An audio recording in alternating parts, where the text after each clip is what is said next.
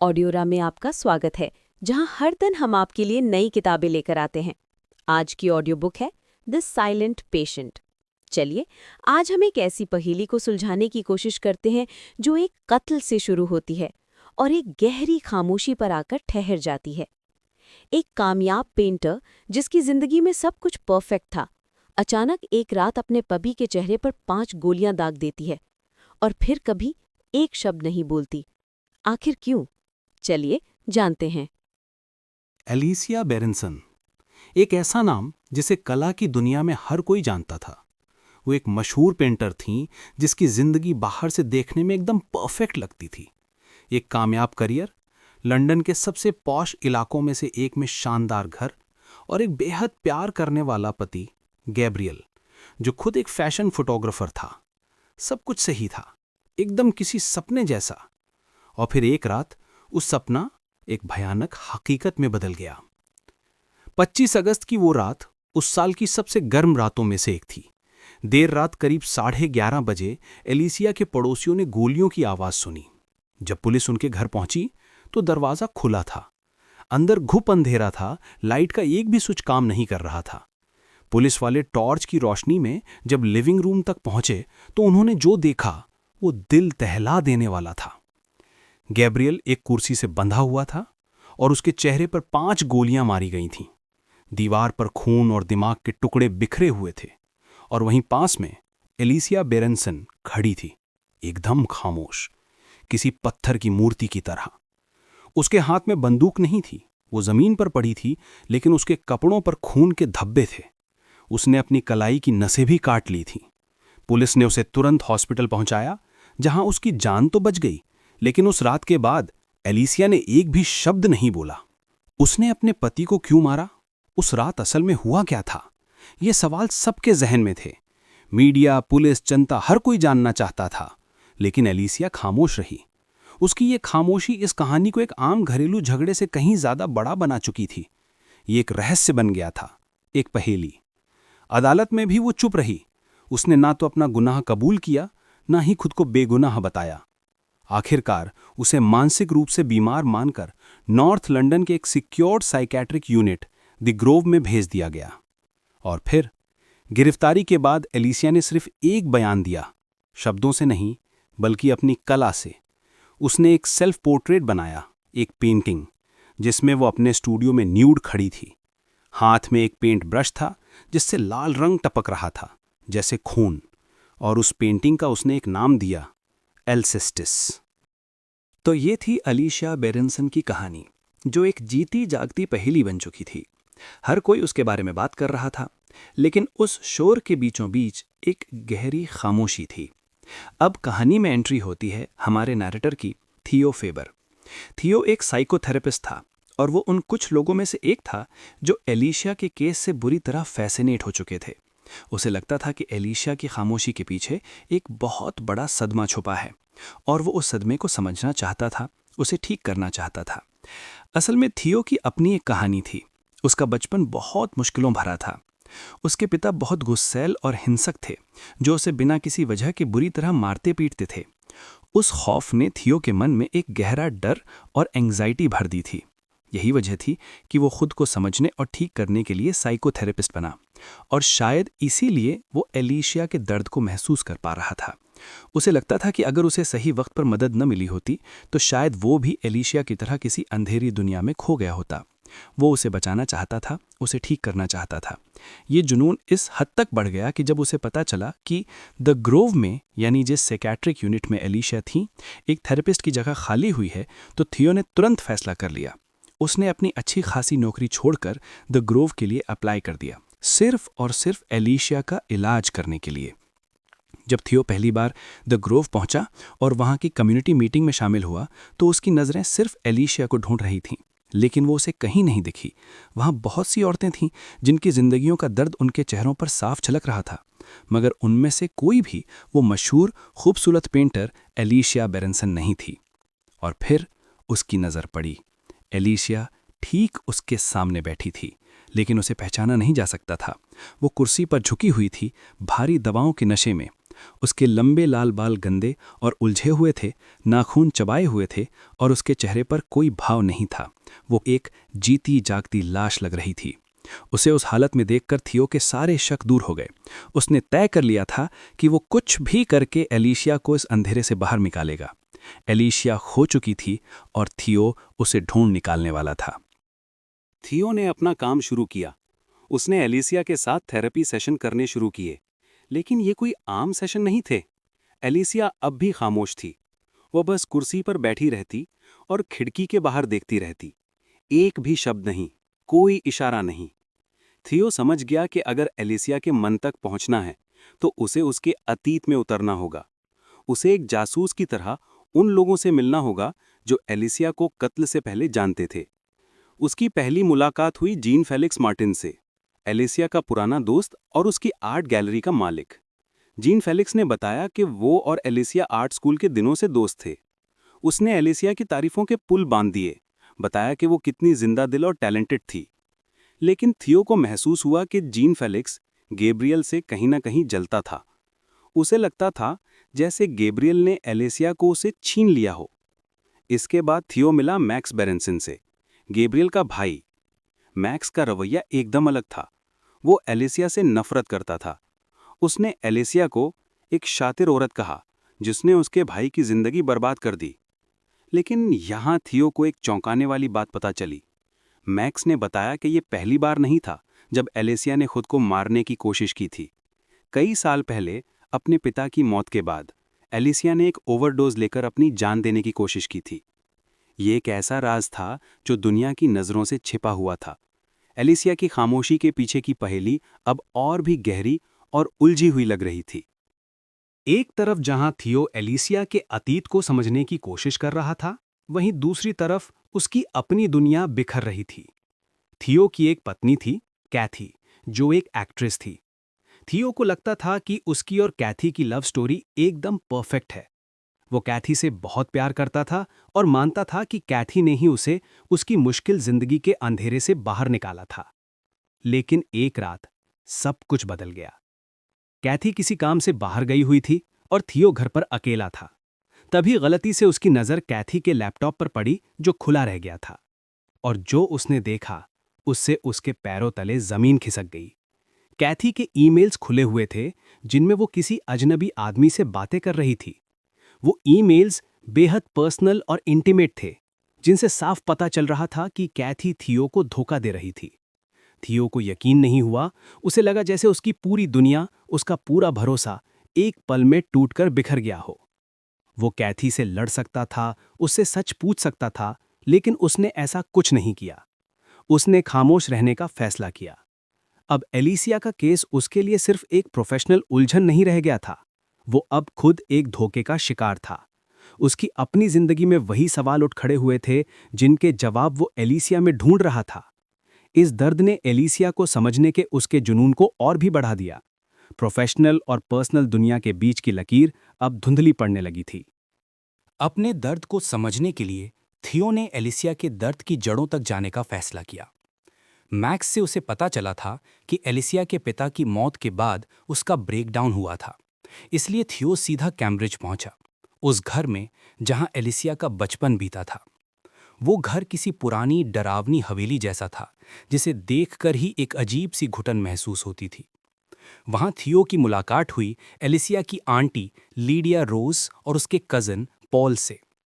Lydia एक गुस्सैल और नफरत से भरी औरत थी, जो एलिशिया के नाम से भी चिढ़ती थी। वहीं पॉल अपनी मां से डरा सहमा एक कमजोर शख्स लग रहा था। थियो को उस घर में एक दबे हुए भयानक राज की आहट महसूस हो रही थी। उसने पॉल से अकेले में बात करने की कोशिश की, और फिर पॉल ने वो राज खोला जिसने एलिशिया की पूरी जिंदगी को बदल कर रख दिया था। पॉल ने बताया कि जब एलिशिया छोटी थी तो उसकी मां की एक कार एक्सीडेंट में मौत हो गई थी, और उस एक्सीडेंट में एलिशिया बच गई थी। एक्सीडेंट के ठीक बाद वाली रात उसके पिता ने नशे में धुत होकर घर के बगीचे में चिल्लाकर कहा, उसे क्यों मरना पड़ा, उसकी जगह एलिशिया क्यों नहीं मर गई। छोटी सी एलिशिया ने अपने पिता के मुंह से ये शब्द सुन लिए थे। उस एक पल ने उसके अंदर कुछ मार डाला था। उसने बाद में पॉल से कहा था, डैड ने मुझे मार डाला। थियो को अब एलिसिया की खामोशी और उसके गुस्से की जड़ मिल गई थी। ये वो सदमा था जिसे एलिसिया सालों से अपने अंदर दबाए हुए थी। इस नए सच के साथ थियो वापस एलिसिया के पास गया। उसने थेरेपी के दौरान बहुत धीरे से, बहुत सावधानी से उसके पिता की कही उस बात का जिक्र किया। और तब एलिसिया ने वो किया जिसकी थियो ने कल्पना भी नहीं की थी। वो कुछ बोली नहीं, लेकिन उसने अपनी एक पुरानी छोटी सी डायरी थियो को थमा दी। ये एक बहुत बड़ा कदम था। खामोशी के सालों बाद एलिसिया ने पहली बार अपनी कहानी किसी को सौंपने का फैसला किया था। थियो ने उस डायरी को पढ़ना शुरू किया। डायरी के पन्नों में कत्ल से पहले के कुछ हफ्तों का जिक्र था। एलिसिया ने लिखा था कि उसे महसूस हो रहा था कि कोई उस पर नजर रख रहा है। एक अजनबी आदमी उसे उनके घर के बाहर खड़ा दिखता था, जो बस घर को घूरता रहता था। एलिसिया बहुत डर गई थी, लेकिन जब उसने ये बात अपने पति गैब्रियल को बताई तो उसने यकीन नहीं किया। गैब्रियल को लगा कि एलिसिया फिर से बीमार पड़ रही है और वो ये सब कुछ बस कल्पना कर रही है। गैब्रियल उसे जबरदस्ती एक साइकाइट्रिस्ट डॉक्टर वेस्ट के पास ले गया। डॉक्टर वेस्ट ने भी एलिसिया की बातों को उसकी दिमागी बीमारी का लक्षण मानकर खारिज कर दिया। एलिसिया अकेली पड़ गई थी। कोई भी उस पर यकीन नहीं कर रहा था। डायरी का आखिरी पन्ना दिल दहला देने वाला था। उसमें लिखा था, मुझे बाहर से आवाजें आ रही हैं। वो आदमी घर के अंदर घुसने की कोशिश कर रहा है। हे भगवान, वो अंदर आ गया है, वो घर के अंदर है। और ठीक वहीं पर डायरी खत्म हो जाती थी। अपने पिता से मिले सदमे की सच्चाई जानने के बाद थियो को एहसास हुआ कि एलिसिया के अंदर सालों का दबा हुआ दर्द है, जिसे वो शब्दों में बयां नहीं कर सकती। उसे अपनी भावनाओं को व्यक्त करने के लिए एक जरिया चाहिए था। थियो ने प्रोफेसर डियोमेडिस से बात करके एलिसिया को फिर से पेंटिंग करने की इजाजत दिलवा दी। थियो ने द ग्रोव में ही एलिसिया के लिए एक छोटा सा प्राइवेट स्टूडियो तैयार करवाया। 6 साल के लंबे अंतराल के बाद एलिसिया ने पहली बार ब्रश उठाया। उसने एक पेंटिंग बनाई जिसका नाम था द ग्रोव ऑन फायर। इस पेंटिंग में द ग्रोव की बिल्डिंग आग की लपटों में घिरी हुई थी। आग से बचने वाली सीढ़ी पर 2 लोग थे, एक औरत जो खुद एलिसिया थी और एक आदमी जो उसे अपनी बाहों में उठाकर ले जा रहा था। वो आदमी थियो था। थियो खुद जब इस पेंटिंग को देखता तो वो समझ नहीं पाता कि इसमें वो एलिसिया को आग से बचा रहा है या उसे आग में फेंकने वाला है। ये पेंटिंग एलिसिया की तरफ से पहला संवाद था, उसकी खामोशी की पहली आवाज। ये एक इशारा था कि वो थियो पर भरोसा करने लगी थी, जो एक और बड़े कदम की नींव रखने वाला था। अब थियो के हाथ में एलिसिया की सच्चाई थी, या कम से कम वो जो एलिसिया दुनिया को बताना चाहती थी। वो डायरी और पॉल से मिली जानकारी के साथ अपने अगले थेरेपी सेशन में गया। उसे लगा कि अब वो एलिसिया की खामोशी को हमेशा के लिए तोड़ सकता है। उसने एलिसिया से बात की, उसके डर के बारे में, उसके अकेलेपन के बारे में, और इस बारे में कि कैसे किसी ने भी उस पर यकीन नहीं किया। और फिर वो हुआ जिसका थियो को सालों से इंतजार था। एलिसिया ने अपना मुंह खोला और वो बोली। 6 साल की खामोशी के बाद उसने थियो से बात की।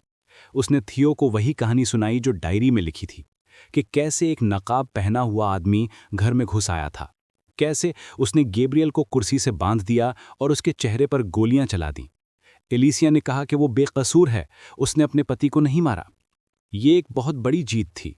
थियो ने वो कर दिखाया था जो कोई नहीं कर सका था। लेकिन कहानी सुनते सुनते थियो के मन में एक अजीब सा शक पैदा होने लगा। एलिसिया की बातों में कुछ झोल था। कहानी के कुछ हिस्से आपस में मेल नहीं खा रहे थे। उसे ऐसा लगा जैसे एलिसिया सच नहीं बोल रही, बल्कि एक रटी रटाई कहानी सुना रही हो। एलिसिया ने बोलना तो शुरू कर दिया था, लेकिन थियो को एहसास हुआ कि जिस सच की उसे तलाश थी वो अब भी कहीं बहुत गहरा, खामोशी के पर्दों के पीछे ही छिपा था। एलिसिया की कहानी झूठी थी, ये थियो जानता था, लेकिन सच क्या था? सच एलिसिया की कहानी में नहीं, बल्कि खुद थियो की कहानी में छिपा था। कहानी की शुरुआत होती है थियो के घर से, उस रात जब उसकी दुनिया उजड़ गई थी। उसकी पत्नी कैथी रिहर्सल के लिए बाहर थी और थियो ने गलती से उसका लैपटॉप देख लिया। स्क्रीन पर कैथी के ईमेल्स खुले थे, बैड बॉय 22 नाम के किसी शख्स के साथ। उन मैसेजेस में जो कुछ लिखा था उसे पढ़कर थियो को यकीन नहीं हुआ और उसे बीमार महसूस होने लगा। लेकिन उसने कैथी से इस बारे में एक शब्द भी नहीं कहा। उसने खामोशी चुन ली, ठीक एलिसिया की तरह। इसके बजाय उसने अपनी पत्नी का पीछा करना शुरू कर दिया। वो देखता था कि कैथी लाइन्स प्रैक्टिस करने के बहाने पार्क में जाती और एक आदमी से मिलती थी। वो दोनों टीनेजर्स की तरह एक दूसरे को चूमते। एक शाम जब कैथी चली गई तो थियो ने उस आदमी का पीछा किया। वो आदमी एक बड़े से घर में दाखिल हुआ। थियो उस घर को पहचानता था। वो घर मशहूर पेंटर एलिसिया बेरेंसन का था। कैथी का लवर कोई और नहीं बल्कि एलिसिया का पति गैब्रियल बेरेंसन था। थियो के अंदर बदले की आग जल रही थी, लेकिन वो सिर्फ गैब्रियल को मारना नहीं चाहता था, वो उसकी दुनिया को तबाह करना चाहता था। वो गैब्रियल का असली घिनौना चेहरा उसकी पत्नी एलिसिया के सामने लाना चाहता था, ताकि एलिसिया को भी पता चले कि उसकी जिंदगी एक झूठ है।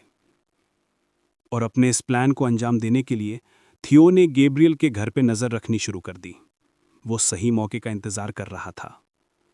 एलिसिया अपनी डायरी में जिस अजनबी आदमी को देखकर डरती थी, जो उसके घर को घूरता था, जो परछाइयों में छिपा रहता था, वो कोई और नहीं था, वो थियो फेबर था। और फिर वो रात आई। थियो गैब्रियल और एलिसिया के घर में घुस गया। उसके हाथ में बंदूक थी। उसने पहले एलिसिया को काबू में किया और उसे एक कुर्सी से बांध दिया। फिर वो गैब्रियल के घर आने का इंतजार करने लगा। जब गैब्रियल घर आया तो थियो ने उसे भी पकड़कर एक कुर्सी से बांध दिया, ठीक एलिसिया की कुर्सी के पीछे। दोनों की पीठ एक दूसरे से सटी हुई थी। थियो ने गैब्रियल से कहा, मैं तुम्हें एक चॉइस देता हूं, या तो तुम मरोगे या एलिसिया। फैसला तुम्हें करना है। एलिसिया चिल्लाती रही, गैब्रियल को कहती रही कि वो उससे प्यार करती है। थियो ने 10 तक गिनना शुरू किया। 10, 9, 8। जैसे ही गिनती खत्म होने वाली थी, गैब्रियल टूट गया। उसने अपनी जान बचाने का फैसला किया। उसने थियो से कहा कि वो एलिसिया को मार दे। ये सुनते ही एलिसिया के अंदर कुछ मर गया। उसके पति ने, जिससे वो सबसे ज्यादा प्यार करती थी, उसी ने उसे मौत के मुंह में धकेल दिया था। ये धोखा उसके पिता के दिए धोखे से भी बड़ा था। थियो का काम पूरा हो चुका था। उसने गैब्रियल का असली चेहरा एलिसिया को दिखा दिया था। उसने गैब्रियल को मारा नहीं, उसने हवा में एक गोली चलाई, बंदूक वहीं फेंकी और घर से निकल गया। लेकिन उसके जाने के बाद टूटी और बिखरी हुई एलिसिया ने खुद को खोला। उसने वो बंदूक उठाई जो थियो छोड़ गया था। वो गैब्रियल के पास गई, जो अब भी कुर्सी पर बंधा हुआ था। एलिसिया ने उस आदमी को देखा जिसने अभी अभी उसकी आत्मा को मार डाला था। और फिर उसने एक के बाद एक 5 गोलियां गैब्रियल के चेहरे पर दाग दी। कत्ल करने के बाद उसने अपनी कलाई की नसें काट लीं। वो बोलना नहीं चाहती थी, क्योंकि बोलने के लिए कुछ बचा ही नहीं था। लेकिन कहानी यहां खत्म नहीं हुई। कत्ल के बाद जब एलिसिया खामोश हो गई तो थियो को डर लगने लगा। उसे डर था कि अगर एलिसिया कभी बोली तो वो उसका राज खोल देगी, और इसी डर की वजह से उसने द ग्रोव में थेरेपिस्ट की नौकरी ली। उसका मकसद एलिसिया का इलाज करना नहीं, बल्कि उसकी खामोशी का पहरेदार बनना था। वो ये सुनिश्चित करना चाहता था कि सच हमेशा के लिए दफन रहे। लेकिन थियो अपनी ही होशियारी के जाल में फंस गया। उसे लगा कि वो एलिसिया को कंट्रोल कर सकता है, लेकिन थेरेपी के दौरान जब एलिसिया ने उस पर भरोसा करके उसे अपनी डायरी दी तो थियो को लगा कि वो जीत रहा है। असल में ये एलिसिया का तरीका था उसे परखने का। जब थियो सब कुछ जानते हुए भी अनजान बना रहा तो एलिसिया का शक यकीन में बदल गया।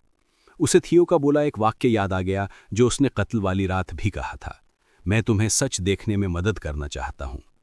एलिसिया समझ गई कि उसका मसीहा ही उसका कातिल था। इसके बाद एलिसिया ने अपनी डायरी के आखिरी पन्नों में उस रात की पूरी सच्चाई लिख दी, थियो का सच, गैब्रियल का धोखा और उसका अपना गुनाह। और फिर उसने उस डायरी को अपनी बनाई हुई एक पेंटिंग के पीछे छिपा दिया, वही पेंटिंग जिसमें थियो उसे आग से बचाता हुआ दिख रहा था। जब थियो को एहसास हुआ कि एलिसिया सब जान चुकी है और उसका राज अब खतरे में है, तो उसने उसे हमेशा के लिए चुप कराने का फैसला किया। उसने एलिसिया को मॉर्फिन का ओवरडोज दे दिया, जिससे वो कोमा में चली गई। थियो को लगा कि वो जीत गया। उसका राज अब हमेशा के लिए सुरक्षित है। लेकिन वो गलत था। कहानी के अंत में पुलिस इंस्पेक्टर थियो के घर पहुंचता है। उसके हाथ में एलिसिया की वही डायरी होती है जो उस पेंटिंग के पीछे मिली थी। बाहर बर्फ गिर रही होती है और इंस्पेक्टर अंदर कमरे में थियो के सामने डायरी का वो आखिरी सच्चा पन्ना पढ़ना शुरू करता है। एलिसिया की खामोशी आखिरकार टूट चुकी थी। उसकी सच्चाई उसके शब्दों में अब बाहर आ चुकी थी और इसी के साथ थियो फेबर का खेल हमेशा के लिए खत्म हो गया था। आज की ये किताब यहीं खत्म होती है। ये कहानी हमें याद दिलाती है कि खामोशी में अक्सर सबसे बड़ा तूफान छिपा होता है। ये हमें सिखाती है कि सच चाहे कितना भी गहरा क्यों न दफन हो, अपनी आवाज़ ढूंढ ही लेता है। अंत में एलिसिया की खामोशी नहीं, बल्कि उसके शब्द ही उसकी असली ताकत बने। उम्मीद है आपको हमारी आज की पेशकश पसंद आई होगी। सुनते रहिए ऑडोरा।